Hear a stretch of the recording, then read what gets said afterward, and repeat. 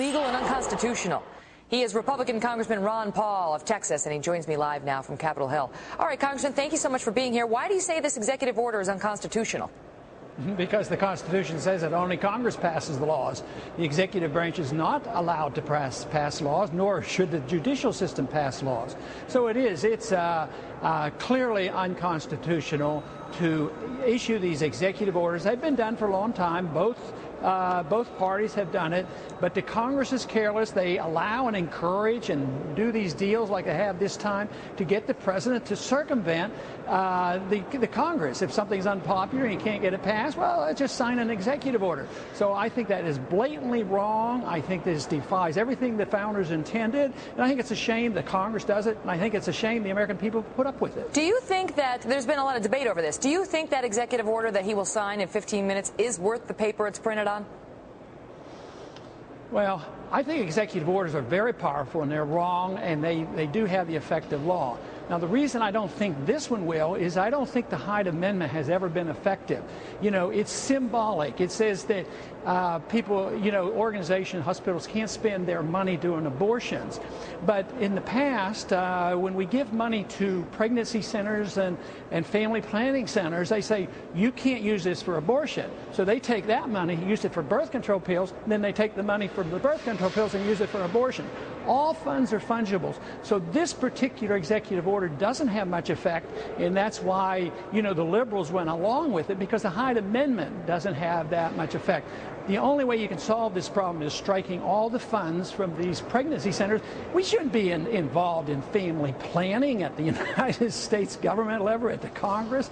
So, no, that's the reason. But I disagree with some who say, well, this executive orders don't have any authority. They do. Presidents can go to war over executive orders. So I would say they do. They have a lot of power. Yeah. Stupak's press release said, hey, the Emancipation Proclamation was an executive order. But let me shift gears with you for a minute. If I can, Congressman Paul, because, you mentioned how the federal government shouldn't be involved in family planning, but the federal government is about to, as a result of this bill, be involved in that and a whole lot more. I mean, its tentacles just got a whole lot more numerous. And, a lot of Americans are worried about it. They're worried about what's going to happen now. How much will the federal government be between me and my doctor, be between me and my accountant, me and my mortgage broker, and so on and so forth? What are your thoughts on it? I mean, are we seeing a shift right now in how involved the government is in our lives? Well, it's going to be a lot more. It's already been a mess, and that's why people have been unhappy, because the bureaucrats and the government insurance companies have gotten themselves in between the doctor and the patient. So this is going to be a lot worse, and it's going to cost a lot more money. And not only that, do you have the government and insurance company and drug companies, you have the lawyers in the middle too. Yeah. The tort law, if that isn't corrected, you will always have this incentive by doctors to overtest. When there's third-party payment, that's one inducement for over-ordering. But then when you have the threat of an attorney suing you, it's very easy for the doctor to say, oh, look, I'm going to order more tests. I'm going to be safe because I don't want to have to answer these questions to the attorney. So it's the worst set of circumstances. How is that ever dialed back? Because some on your side of the aisle are talking about repeal and replace and so on. Once the federal government is in our business when it comes to health care, is there any getting it out? No, and I think the only thing that you could do and hope for is that we legalize an option out, a private option instead of just a government option. We do have a private option on education. Public education is going downhill because the federal government runs it, and all they do is run up the costs, and they've done this in medicine. But now, with this mandate that you must buy the insurance, there's no opting out.